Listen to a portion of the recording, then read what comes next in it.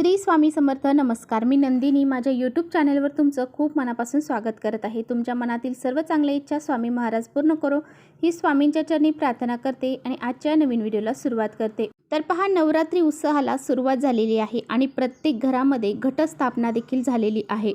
या नवरात्री उत्सवामध्ये आपल्याला कुलदेवीची सेवा उपासना करायची असते. वर्षातले हे 9 दिवस जे असतात तर ते अतिशय महत्त्वाचे असतात. आपल्या घराचं, आपल्या कुळाचं रक्षण व्हावं यासाठी आपण आपल्या कुलदेवीची सेवा करत असतो. कुलदेवीच्या प्रती ऋण व्यक्त करण्याचे हे 9 दिवस असतात. या 9 दिवसांमध्ये आपण दुर्गा सप्तशतीचा पाठ करत असतो. त्याचबरोबर सिद्धकोंचिका स्तोत्राचं पठण करत असतो. देवीच्या बऱ्याचशा सेवा ज्या आहेत तर त्या आपण या 9 दिवसामध्ये करत असतो आणि आपल्याला त्याचं योग्य ते फळ देखील प्राप्त होते. परंतु आपण या 9 दिवसामध्ये काही सेवा केल्या, काही उपाय जर केले तर त्याचे फळ देखील आपल्याला निश्चितच प्राप्त होते. म्हणूनच आजच्या व्हिडिओमध्ये मी तुम्हाला अतिशय प्रभावशाली उपाय सांगणार आहे. तर आजपासून नवरात्रामध्ये तुम्ही कधीही हा उपाय करू शकता.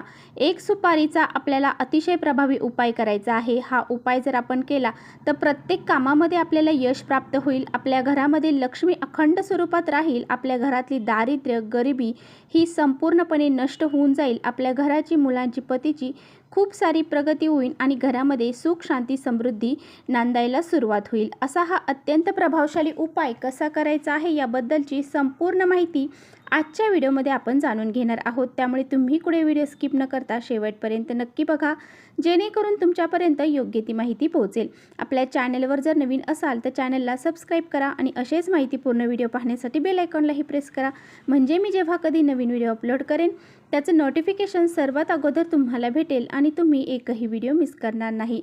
त्याचबरोबर कमेंट्समध्ये जय मा दुर्गा किंवा ओम कुलदेविताय नमः असं लिहायला विसरू नका. आणि व्हिडिओ आवडला तर आपल्या मित्रपरिवारांसोबत शेअर देखील करा.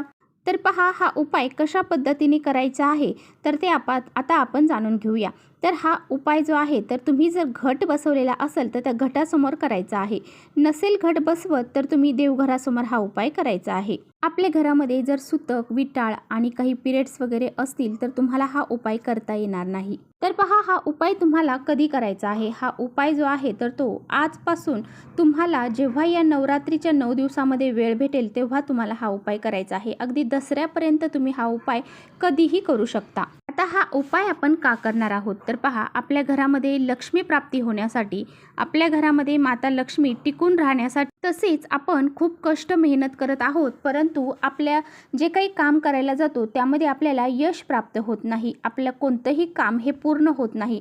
ते काम पूर्ण होण्यासाठी आपल्याला हा उपाय करायचा आहे आणि घरातील दारिद्र्य, गरिबी ही संपूर्णपणे नष्ट व्हावी यासाठी आपल्याला हा उपाय करायचा आहे. आपली कुलदेवी आपल्यावरती प्रसन्न व्हावी यासाठी आपल्याला हा उपाय करायचा आहे.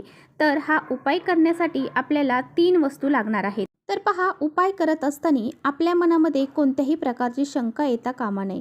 कारण आपण हा उपाय करत आहोत याचा फायदा आपल्याला होईल की नाही या पद्धतीने आपल्या मनामध्ये शंका यायला नको. किंतु परंतु आपण मनामध्ये आणायचं नाही. उपाय करत असताना अगदी मनोभावे आणि श्रद्धेने जर उपाय केला तर त्या उपायाचं फळ देखील आपल्याला प्राप्त होते.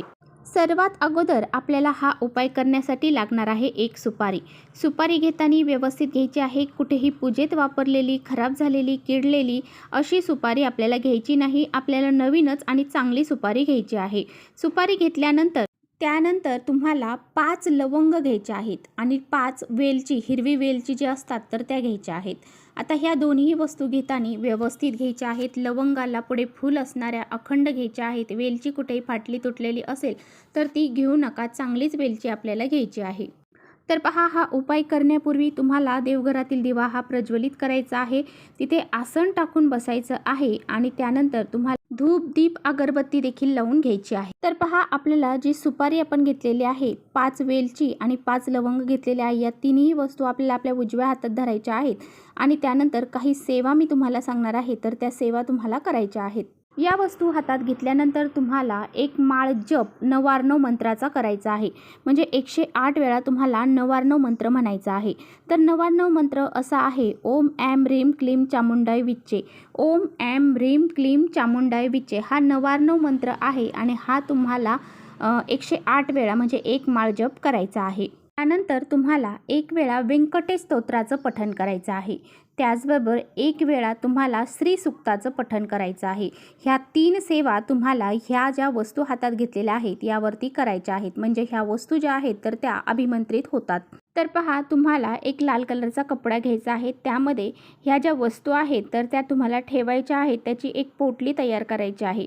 ज्या दिवशी तुम्ही हा उपाय करणार आहात त्या दिवशी तुम्हाला ही पोटली तुमच्या देवघरामध्ये म्हणजे जिथे घट वगैरे बसवलेला आहे त्या ठिकाणी ठेवायची आहे. घट बसवलेला नसेल तर तुमच्या देवघरामध्ये ठेवायची आहे. तर ही सेवा करून झाल्यानंतर तुम्हाला मनोभावे हात जोडून नमस्कार करायचा आहे आणि आपली जी काही इच्छा आहे तर ती माता कुलदेवीला सांगायची आहे.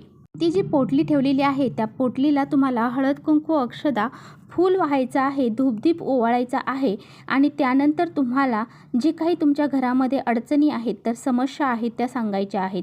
म्हणजे माझ्या घरातली जी काही इडापिडा असेल तर ती बाहेर निघून जाऊ दे, माझ्या घराची मुलांची पतीची खूप सारी प्रगती होऊ दे, प्रत्येक कामामध्ये मला यश प्राप्त होऊ दे, अशी तुम्हाला प्रार्थना करायची आहे. त्यानंतर तुम्हाला ती पोटली जी आहे तर ती सकाळपासून संध्याकाळपर्यंत तुम्हाला तुमच्या देवघरामध्येच ठेवायची आहे. त्यानंतर दुसऱ्या दिवशी तुम्हाला ती पोटली तिथून उचलायची आहे आणि तुमच्या पर्समध्ये, पहा तुम्ही जी रोजची पर्स घेऊन जाता त्यामध्ये ठेवायची आहे किंवा मग तुमची जे कपाट आहे, पैशांची तिजोरी आहे त्यामध्ये तुम्हाला हे ठेवायचं आहे. तर असा हा अत्यंत प्रभावशाली उपाय आपल्याला या नवरात्रीच्या 9 दिवसांमध्ये तुम्हाला जेव्हा वेळ भेटेल तेव्हा तुम्हाला करायचा आहे. म्हणजे अगदी सकाळपासून संध्याकाळपर्यंत तुम्हाला कधीही वेळ भेटू द्या, तेव्हा तुम्हाला ह्या 9 दिवसामध्ये हा अगदी साधा सोपा उपाय सुपारीचा करायचा आहे. तर ही पोटली जी आहे तर ती तुम्हाला कधीपर्यंत तुमच्याजवळ ठेवायची आहे. आता ही पोटली जी आहे तर तुम्ही वर्षभर तुमच्याजवळ ठेवायची आहे. आता वर्ष झालं, पुढच्या नवरात्रीमध्ये तिचं विसर्जन करायचं आहे. म्हणजे तुम्हाला ती पाण्यामध्ये सोडून द्यायची आहे. तर तुमचा जर एखादा व्यवसाय असेल तर त्या व्यवसायाच्या ठिकाणी जरी तुम्ही ही पोटली ठेवली तरीसुद्धा चालेल, किंवा नोकरीसाठी तुम्ही जात आहात तिथे तुम्ही सोबत घेऊन गेला तरीसुद्धा चालेल. अशा पद्धतीने मनोभावे प्रार्थना करून आपल्याला आपली कठीणातील कठीण इच्छा देखील आपण या ठिकाणी पूर्ण होण्यासाठी प्रार्थना करू शकतो.